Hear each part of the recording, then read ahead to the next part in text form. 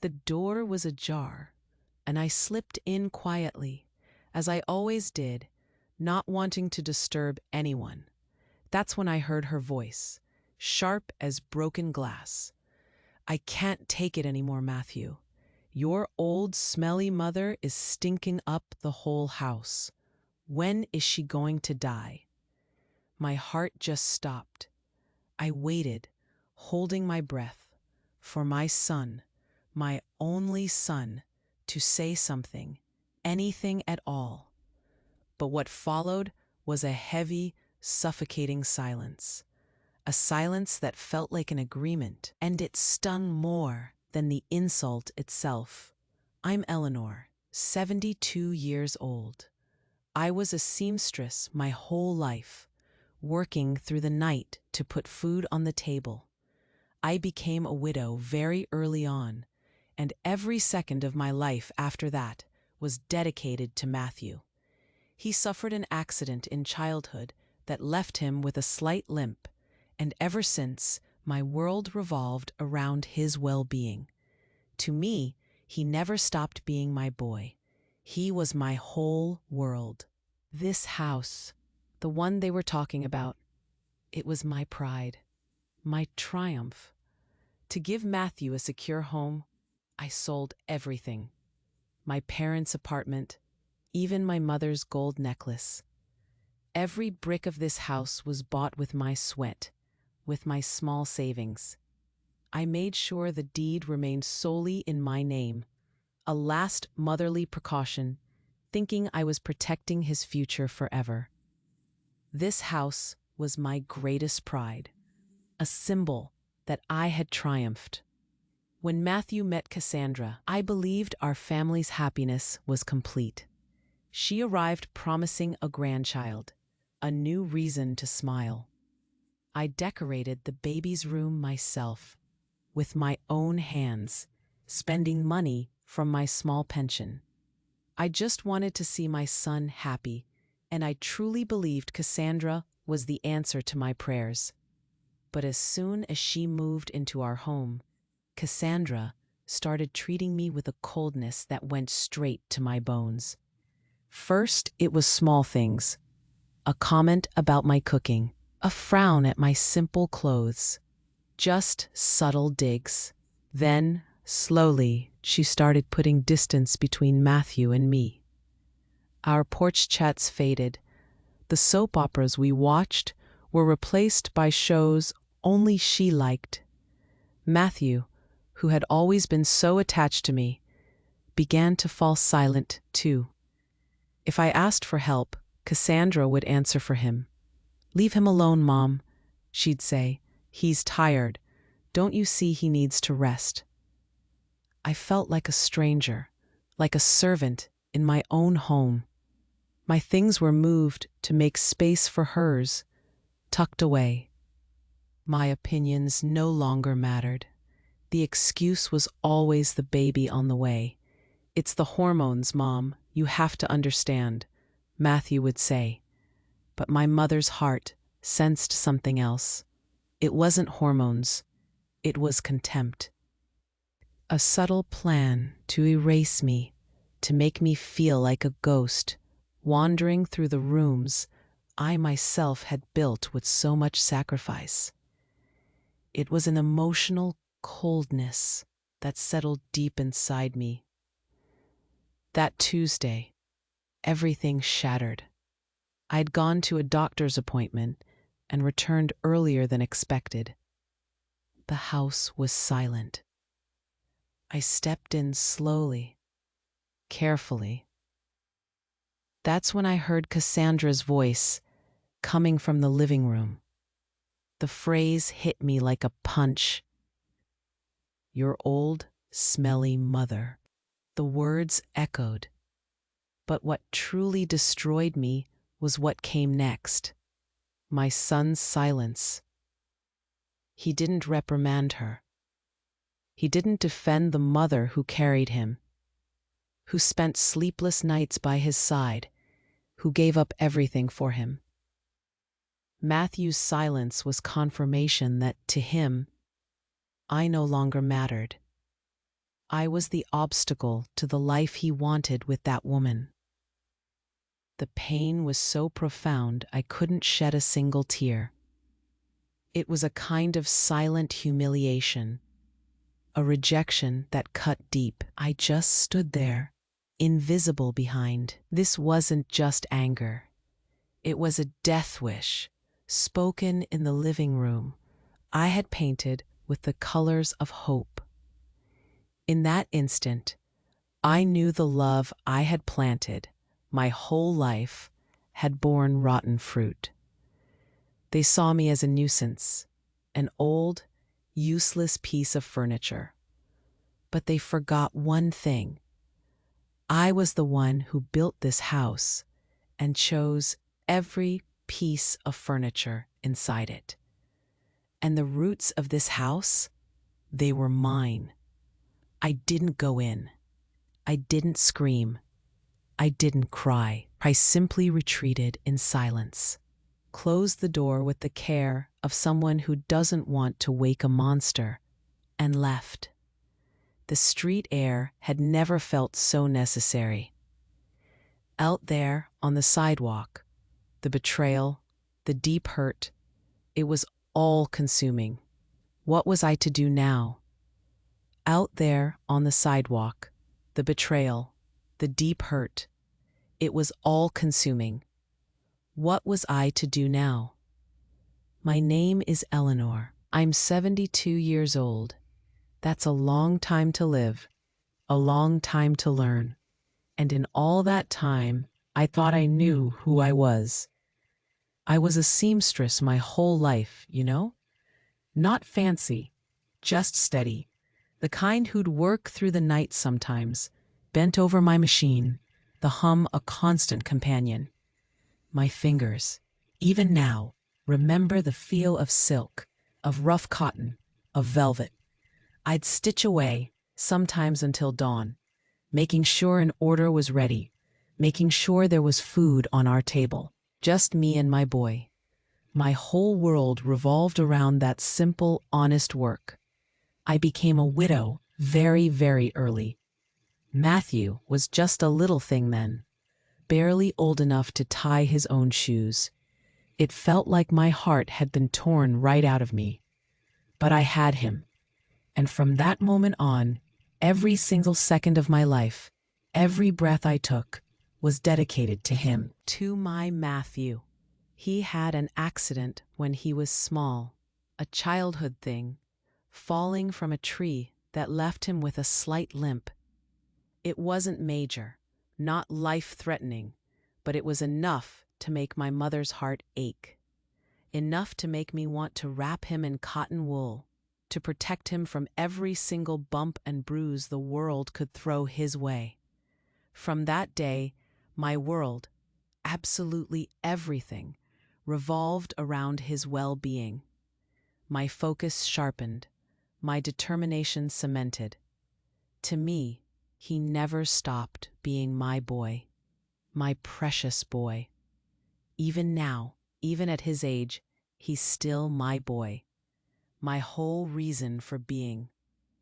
I wanted to give him a secure home, not just a roof over our heads, but a place where he'd always feel safe, always feel loved, always know he belonged. That was my biggest dream, my biggest goal. So I sold everything. My parents had left me a small apartment. Nothing grand, just 2 rooms, but it was ours. It held memories. I sold it. It was hard, and I even sold my mother's gold necklace, the one she wore every single day, her special piece. It was so hard to let go of that. A piece of her, a tangible link to my own past. But it was for Matthew. Every single brick of that house, the one they were in, was bought with my sweat, with my tiny savings, earned penny by penny, stitch by stitch. I worked so hard, my hands often aching, my eyes tired, pinching every penny, skipping things for myself, New clothes, little luxuries, even proper rest sometimes. All of it, just so I could build that security for him. Just for him. I remember thinking about the deed, about making absolutely sure it was all in my name. Eleanor Richmond. Not his, not someone else's. It was a motherly precaution, you know? Not a grand scheme, not a thought of what could ever go wrong. Just a mother's instinct, a quiet wisdom gained from years of looking out for my son. I thought that this way I would be protecting his future forever, that he would always have a place, a foundation, no matter what. That house, that home, it truly was my greatest pride, my biggest accomplishment, a quiet symbol that I, Eleanor, had triumphed against all the odds life had thrown at me. I built that. I truly did. And then Matthew met Cassandra. Oh, I remember that day. I was so happy for him, for us. I really believed our family's happiness was finally complete. Like the last piece of a puzzle had finally clicked into place. She came into our lives, full of smiles, and soon after, she told us she was pregnant. A grandchild, a new baby, a new reason to smile, a new purpose for all of us. I was overjoyed. I truly was. My heart swelled with a happiness I hadn't felt in years. I remember decorating the baby's room. It was such a joyful task. I did it with my own hands. I picked out the softest blues and greens, colors that reminded me of peace and growth. I even stitched little animal figures onto curtains, just like I used to do for Matthew's clothes when he was small. Each stitch was a prayer, a hope for this new life. I spent money from my small pension, the little bit I had managed to save for myself, on painting, on tiny furniture, on soft, warm blankets. I didn't care about anything else. I just wanted to see my son happy. And I thought, truly thought, Cassandra was the answer to all my prayers. She was going to be the light, the missing piece, the beginning of a beautiful new chapter for all of us. I believed it with all my heart. I poured all my remaining hope into that belief, and it was pure, unadulterated hope. But that hope, it didn't last, not for long anyway. As soon as she moved into our home, Cassandra started treating me with a coldness that went straight to my bones. It was a chill that seeped into the very air around me. It started slowly, almost too slowly to notice at first. A little comment here, a little look there, like when I made my special Sunday roast. Matthew always loved it, swore it was the best. But Cassandra, she'd pick at it, push it around on her plate. "A bit too much salt, don't you think, Mom?" she'd say, just loud enough for me to hear. Or when I put on my favorite old cardigan, the one Matthew bought me years ago, she'd give it a quick glance, then frown, like it offended her eyes. My simple clothes, my familiar comfort suddenly seemed to bother her. Then it got bigger, more obvious. Matthew and I, we used to sit on the porch every evening after dinner. Just him and me, watching the sky change color, talking about our day. It was our quiet time, our little ritual. But slowly, those chats faded. "Matthew, darling," I'd hear her call, her voice sweet and demanding. "Come watch this with me." Or, "We're going out tonight, Mom, just us." Our soap operas, the ones we'd watched for years, sharing a blanket, laughing at the silly plots, they were gone, replaced by shows I didn't understand, loud, fast, only for her. I'd sit there, on the couch, feeling like an extra, an unwanted shadow in my own living room. And Matthew, my Matthew, he started changing too. He became quieter, so quiet. The boy who used to tell me everything, who would lean on me, stopped. And before he could even open his mouth, Cassandra would be there. Her voice, always so calm, so in control. "Leave him alone, Mom," she'd say, her voice sugary but sharp, like a poisoned candy. "He's tired. Don't you see he needs to rest?" She'd answer for him, like I couldn't speak for myself, or like he couldn't choose for himself. That's how it began to feel, you know? Like I was becoming a servant in my own home. My own home.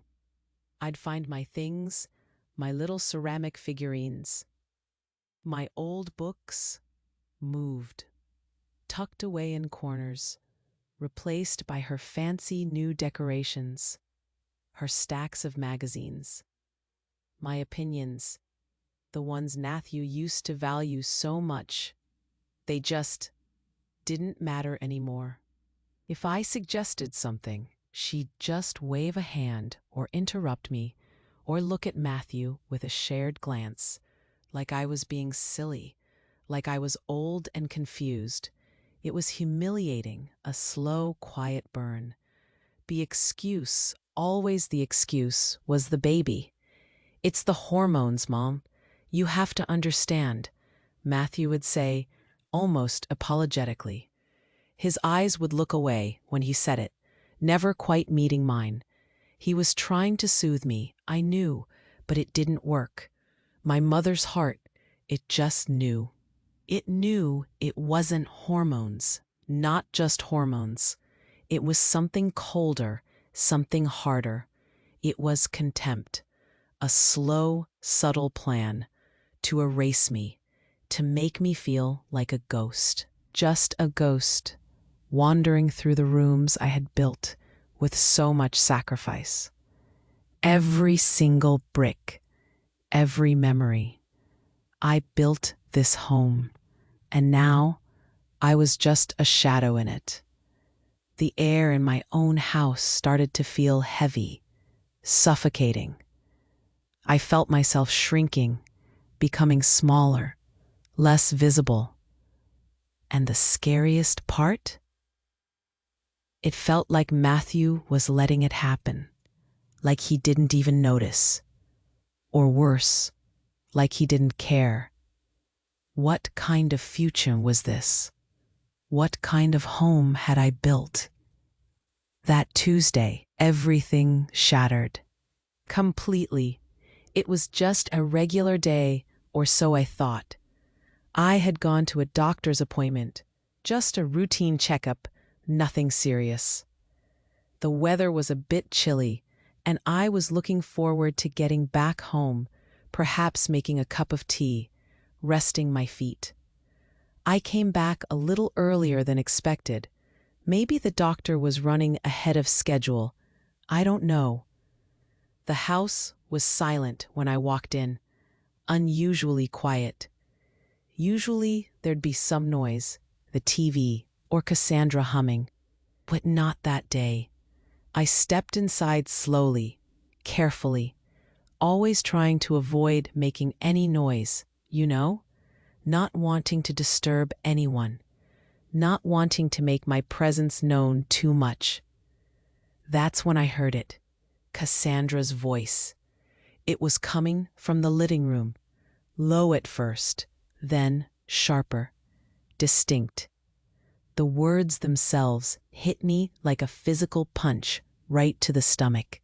"Your old, smelly mother," she said. Just like that. the words echoed in my head. Old, smelly, mother. Each one a little stab.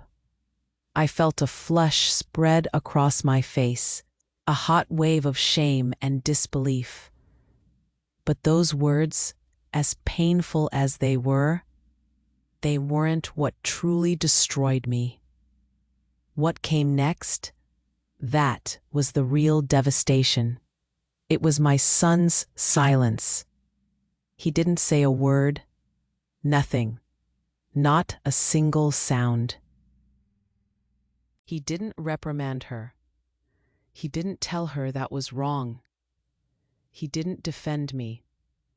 Not the mother who carried him for 9 months, who spent sleepless nights by his side when he was sick with a fever, who gave up everything, truly everything for him, for his future.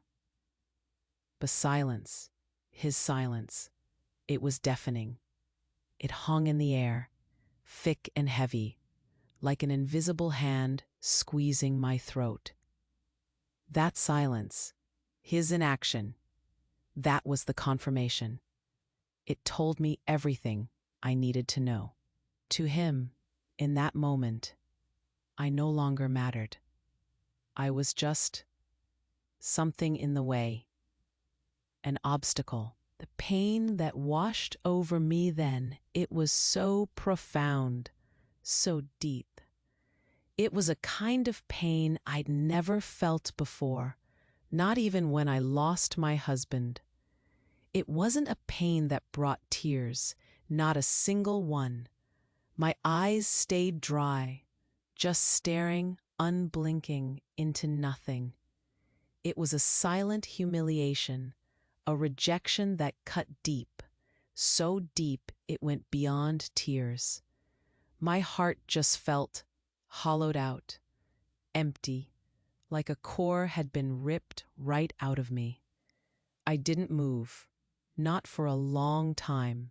I just stood there, invisible behind the wall, listening to the quiet of the house, broken only by the echo of those words and the unbearable weight of his silence. I felt the ground disappear beneath my feet. This wasn't just anger from her.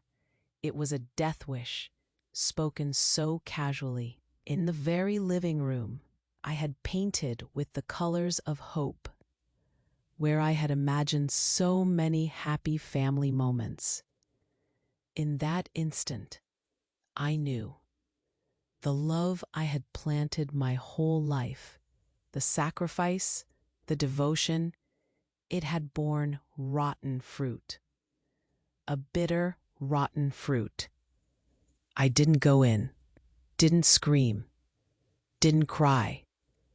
I simply retreated, step by careful step, like I was walking on eggshells, afraid of making a sound, afraid of disturbing something truly monstrous.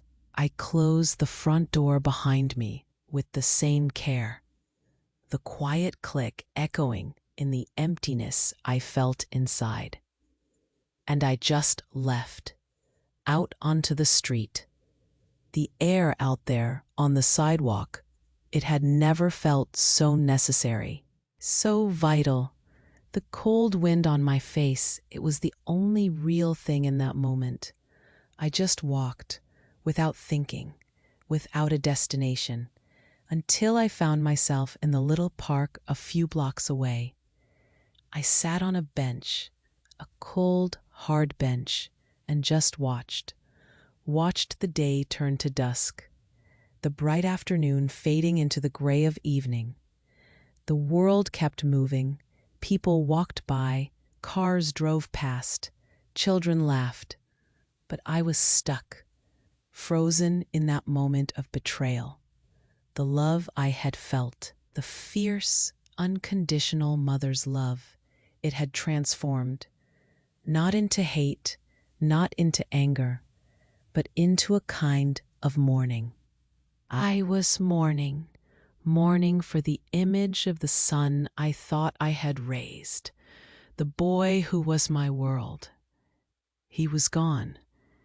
In that quiet park, as the last bit of light left the sky, something shifted inside me.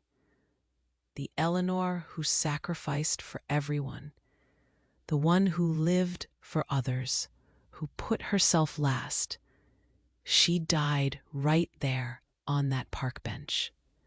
She just dissolved. And another Eleanor, one I barely recognized, stronger and more determined, she began to emerge. A quiet, steady strength. A new understanding.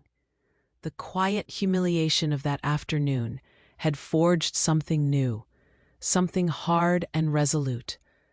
I didn't know yet what it meant, but I knew one thing. Everything had changed. Everything. Out there, on the sidewalk, the betrayal, the deep hurt, it was all consuming. What was I to do now? My feet, they just kept moving, taking me away from that house, away from that crushing silence. I didn't go back home. Not that night. There was no way I could face them, not when my heart felt like it had been ripped in two. Instead, I went to my sister Margaret's house. Margaret, she's my younger sister, always been a quiet comfort. Someone who understands without needing many words. She opened the door, saw my face, and just nodded. Didn't ask questions. Just wrapped me in a hug and led me to the spare room. I spent the night there, in silence. Couldn't sleep, really.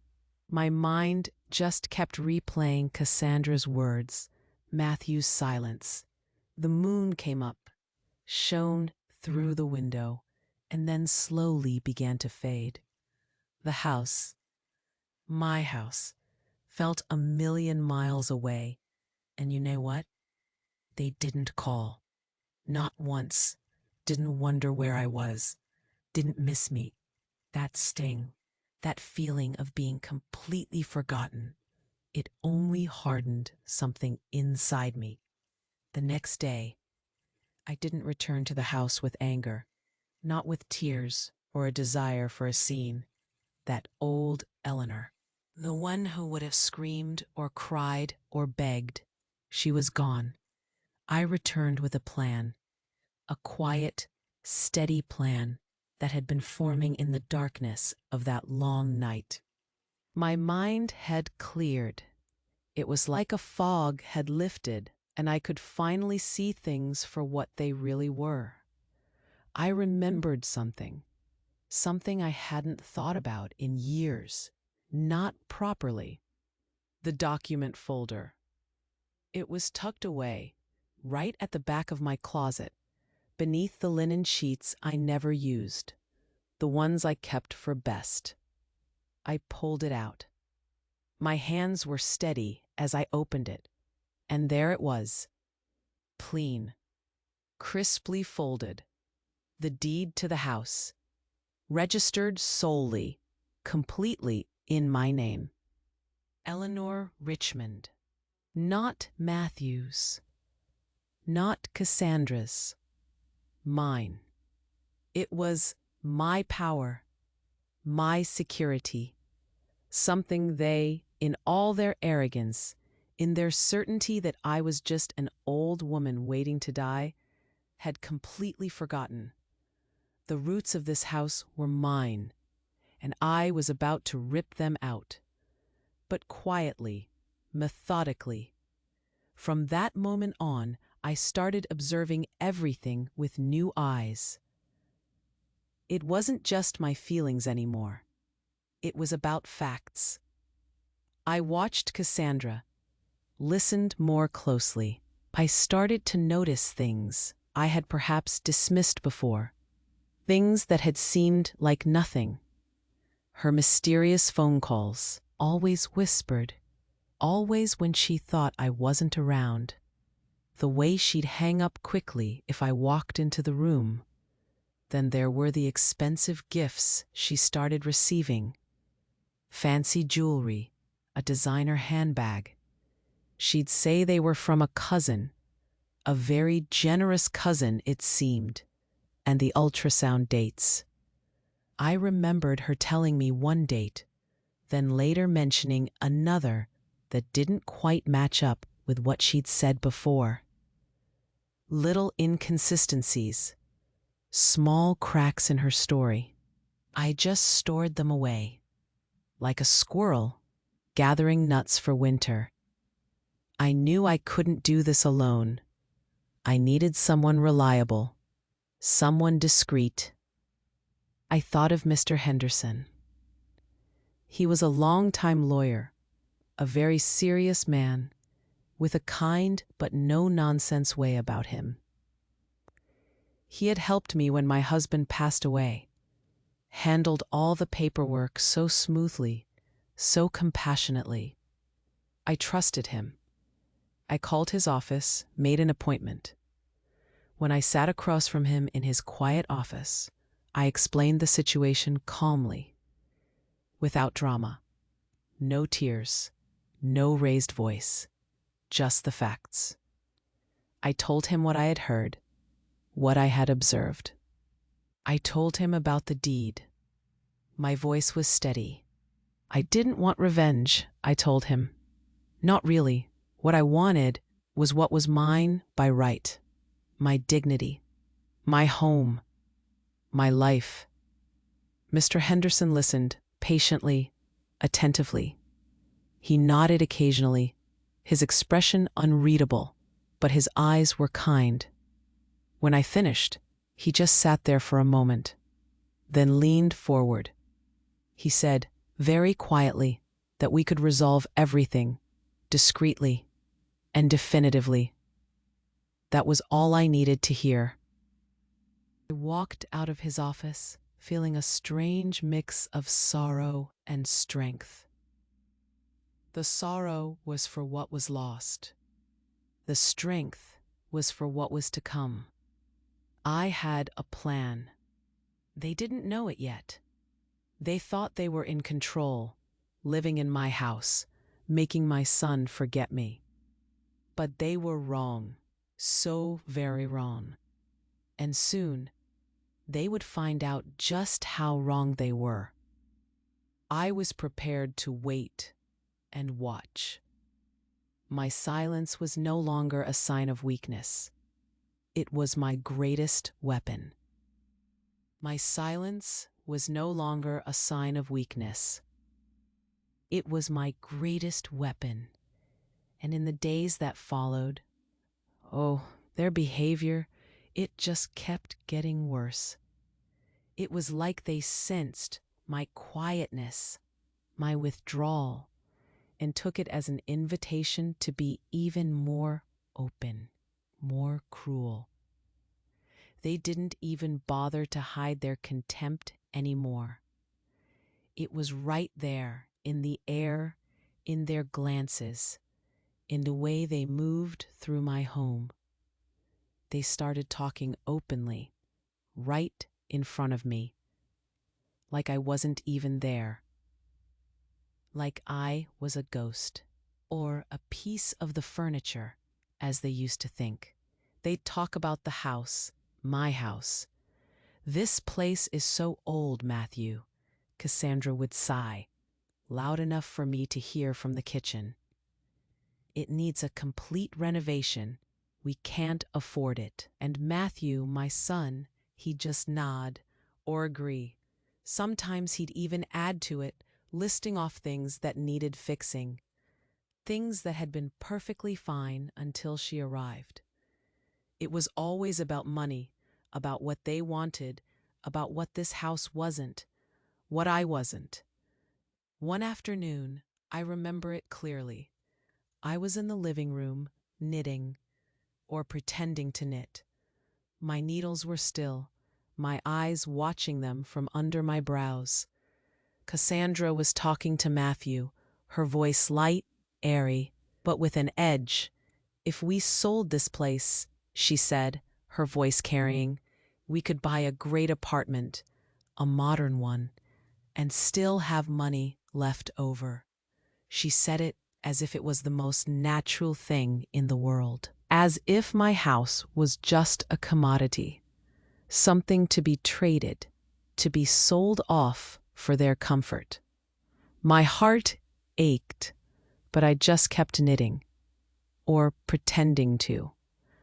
My grip on the needles was tight. The peak of it all, the absolute worst part, was when they organized the baby shower. For their baby. The grandchild I had hoped for. The one I had decorated a room for. Stitching tiny animals onto curtains. They planned it all. Sent out invitations, bought decorations, and they excluded me. Completely. I heard the laughter. Oh, the laughter. From my room in my house. They kept the door closed. My bedroom door, locked, I think, or at least firmly shut, as if I was something to be contained. I could hear the music, the chatter, the joyful screams as gifts were opened. I could hear the clinking of glasses. And then there was Cassandra's voice, so happy, so full of life, welcoming her guests, my son's voice, joining in the chorus of happiness, my family. But I wasn't part of it. I was just there, a prisoner within my own home, a silent observer to a life that was supposed to be mine too, a life I had built for them. I tried to read, tried to distract myself, but the sounds from downstairs just kept seeping in. Each burst of laughter, each shared joke, each new arrival's excited greeting felt like a tiny cut, a reminder of how little I mattered, how utterly invisible I had become to them. They were celebrating a new beginning, a new family, and I was simply in the way. They treated me as if I were already dead, just a body occupying space, waiting for the time to vacate the premises, waiting for me to die. Those words, Cassandra's words from that first day, echoed louder than the party music. When is she going to die? The pain was immense. A raw, burning ache in my chest. But with each new humiliation, something else grew inside me. Something hard, something cold. My determination. It wasn't a hot, furious anger. It was a quiet, steady resolve. I started writing everything down. Everything. I kept a small notebook hidden under my mattress. Each evening, after they were asleep, or at least quiet, I'd pull it out. I'd write the date. And then I'd write down the words, the exact words they said. The glances they exchanged, the things they did to exclude me, the way they spoke about me, every gesture of ingratitude, every subtle dismissal. It wasn't about holding a grudge. It was about building a case, a record. Each entry wasn't just a painful memory. It was another reason for me to move forward with my plan. Another brick in the foundation of my resolve. They thought they were breaking me. I could feel their confidence growing, their smugness. They thought I was withering away, just a shadow. They thought they had won.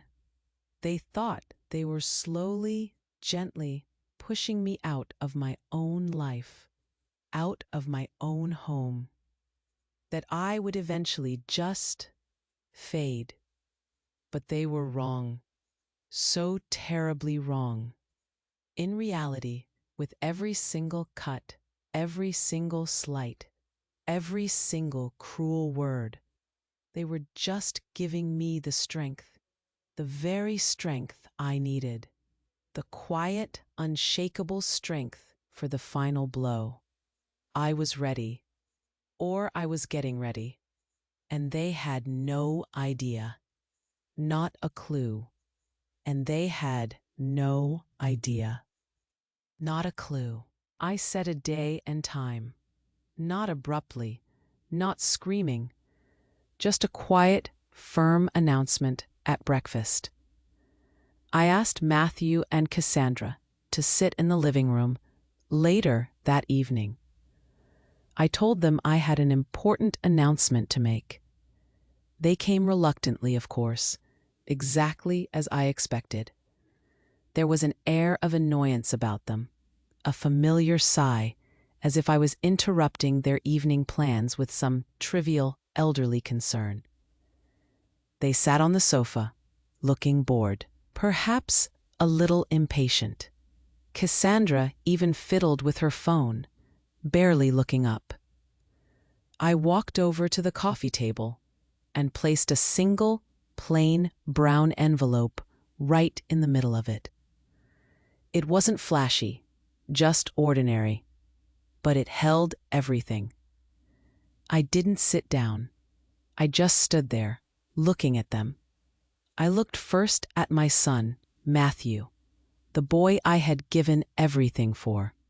His eyes, still so familiar, but now so distant.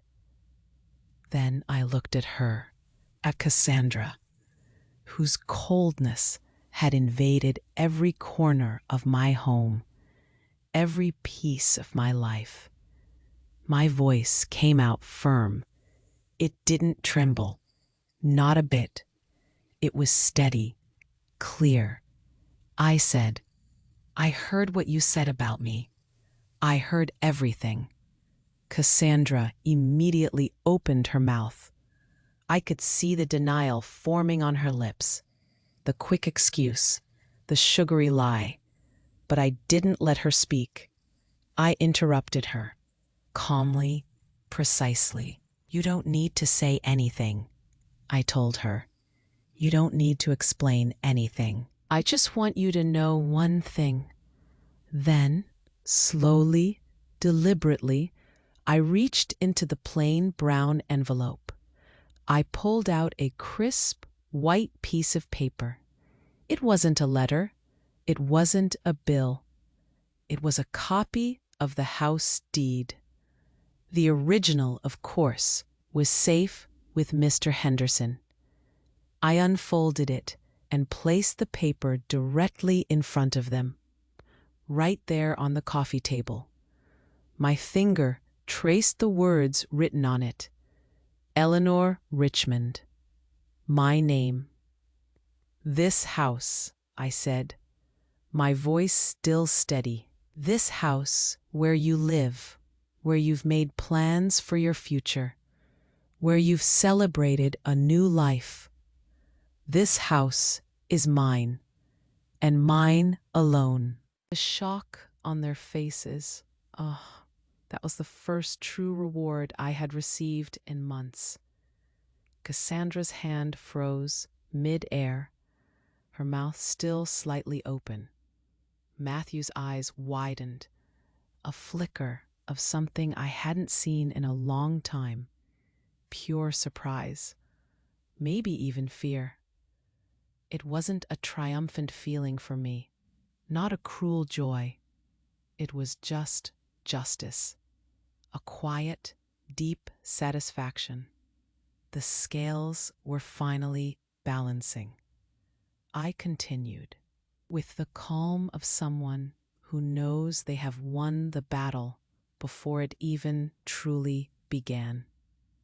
"And since it's mine," I said, looking from one to the other, "I did what I wanted with it."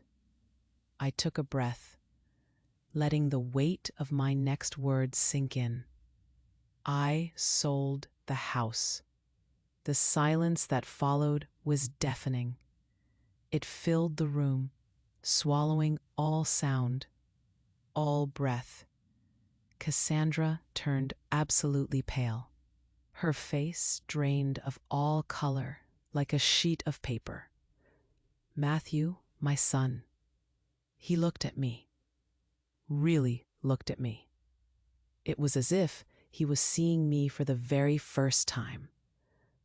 Not as the old, smelly mother, not as the nuisance, not as the ghost, but as Eleanor, the woman who had built this home, the woman who held the deed, the woman who held their future, just for a moment in her hands.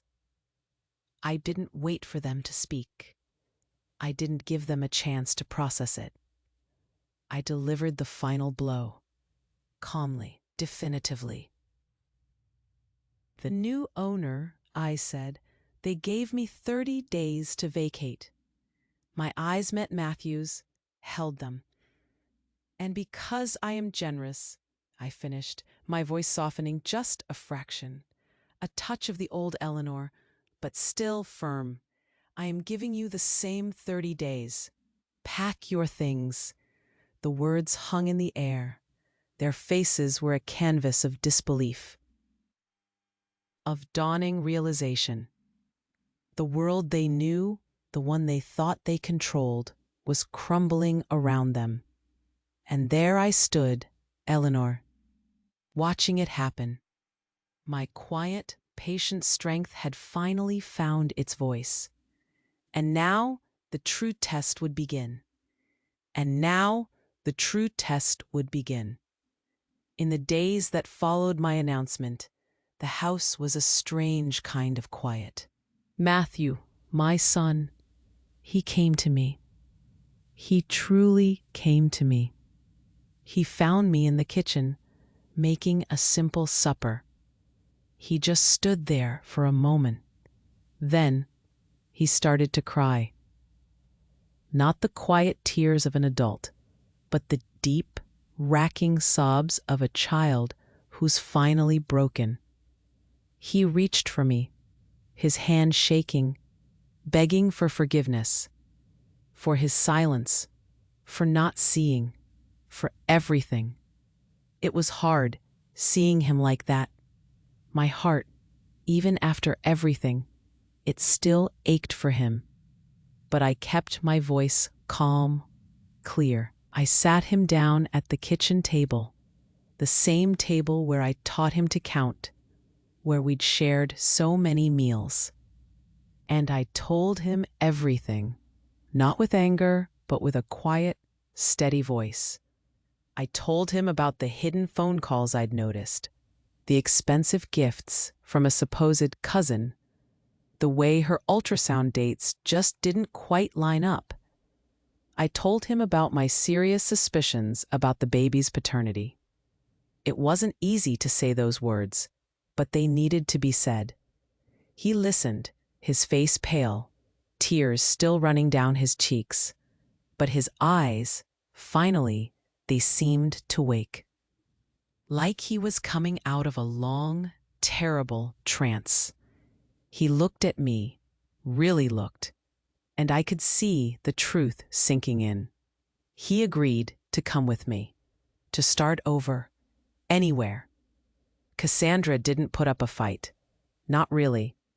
The next day, she just left. Didn't say goodbye. Didn't even look back. She took only her bags, the fancy ones she had brought with her, and walked out of the house. My house. The silence she left behind was different again.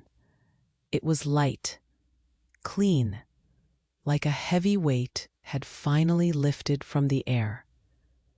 With the money from the sale, I didn't look for anything grand.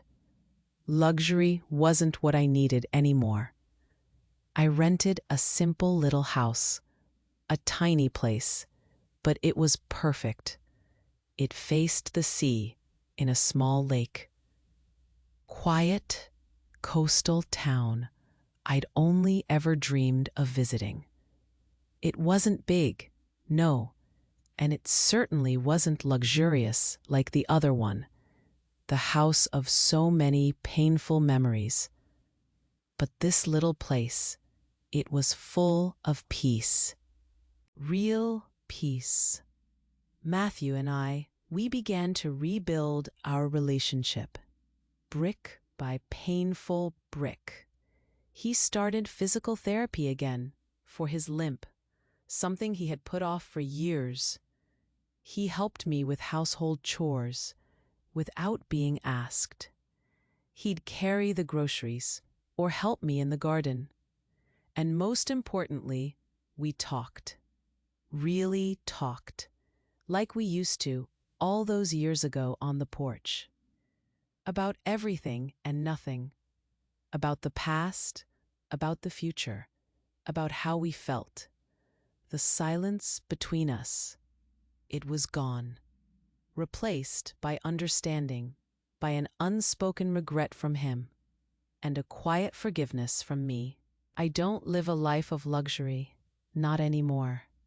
My days are simple, unhurried. But I have something money can't buy, something far more precious than any fancy house: respect. I wake up to the sound of the waves, a gentle rhythm that soothes my soul. I tend to my small garden, feeling the earth between my fingers, watching new life grow. And I watch Matthew, my son. I see him transforming, slowly but surely, into the man I always knew he could be. Stronger, kinder, present. The pain of the trail? It left a scar, yes, a deep one, but it also taught me the most important lesson of all. It's never too late to reclaim your own life, to dig your own roots, to start over, and to truly, fiercely live again. Today, sitting on this porch, looking at the sea, I understand that the greatest love we can have is self-love. I never truly knew that, not in the way I know it now. For so many years, I poured every ounce of myself into others, didn't I? Into Matthew, into making that house a home, into protecting him, into simply providing. I thought that was what love was, giving everything, until there was nothing left for yourself, until your own light dimmed and flickered, until you were just a shadow. I started to believe I was just an old, useless piece of furniture, waiting to be discarded, a burden, a nuisance. Just like Cassandra said, I lost sight of myself. I lost sight of Eleanor, the seamstress who worked through the night, the mother who moved mountains, the woman who built a home brick by brick. That woman, she got lost in the giving. We dedicate our lives to others, and sometimes we forget to save a little strength for ourselves. We empty our cups, thinking it's the only way to show we care, that it's the right thing to do. But what happens when your cup is completely dry? Who then takes care of you? Who remembers the person you were before you became just a giver? Before your identity became tied solely to the people you served? It's a quiet kind of emptiness that creeps in, a slow erosion of your own worth. You start to feel like you only exist in relation to others, through their needs, their wants, their approval. It took the pain, the betrayal, the deepest cut imaginable for me to finally see it. To see that my dignity wasn't something they could take from me, but something I had allowed to slip away, little by little. My self-worth wasn't dependent on their love or their respect. It was innate. It was mine. It always had been. But I had forgotten to protect it. I had forgotten to cherish it. And in their contempt, in their casual cruelty, they unknowingly handed me back the pen that I had let fall from my hand. They forced me to start writing my own story again. What about you? Have you ever felt so small within your own story to the point of forgetting that you were the one holding the pen? Have you ever let someone else pick up your pen and write their version of your life? A version where you're just a minor character, or worse, a problem to be solved? Have you ever been told, in so many words, that your time is up, that your value has diminished, simply because you've lived many years? It's a silent battle many of us face, isn't it? The struggle to remain visible, to remain respected, when the world tries to push you to the sidelines. This little house by the sea, it's not grand, no. It doesn't hold memories of a painful past. But every breath here feels like it belongs to me. Every sunrise, every sound of the waves, it reminds me that I am here. I am present. I am worthy. It's a quiet life, but it's real. And sometimes it's in the quiet, simple moments that you find the loudest truths. The scars from the betrayal are still there, yes, a deep, indelible mark. But they are a reminder, not of what was lost, but of what was found. A resilience I didn't know I possessed. A love for myself I never thought possible. And the understanding that my story, my life, is still very much mine to write. Every single word, every new chapter. It's not just about surviving.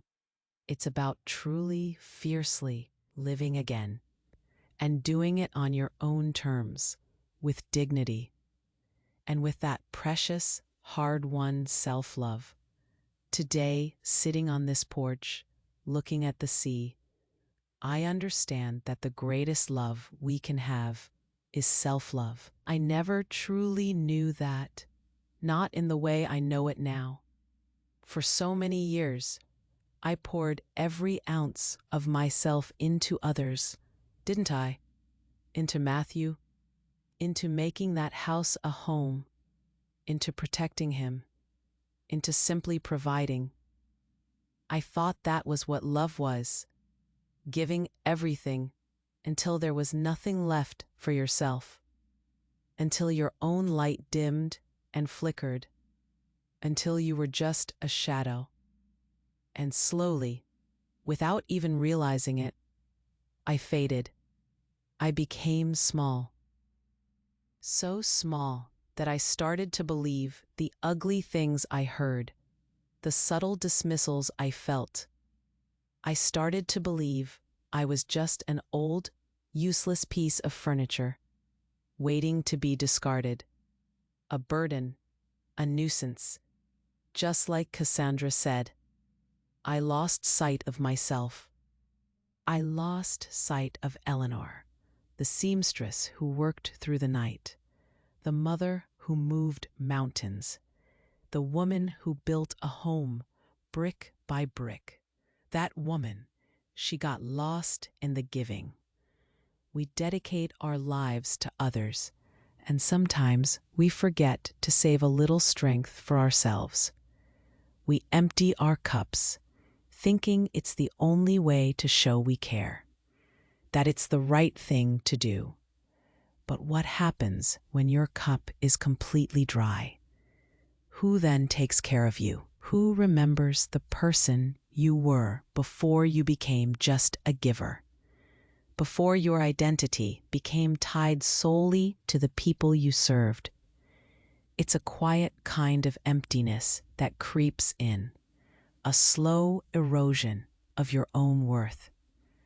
You start to feel like you only exist in relation to others, through their needs, their wants, their approval. It took the pain, the betrayal, the deepest cut imaginable for me to finally see it, to see that my dignity wasn't something they could take from me, but something I had allowed to slip away little by little. My self-worth wasn't dependent on their love or their respect. It was innate. It was mine. It always had been. But I had forgotten to protect it. I had forgotten to cherish it. And in their contempt, in their casual cruelty, they unknowingly handed me back the pen that I had let fall from my hand. They forced me to start writing my own story again. What about you? Have you ever felt so small within your own story, to the point of forgetting that you were the one holding the pen?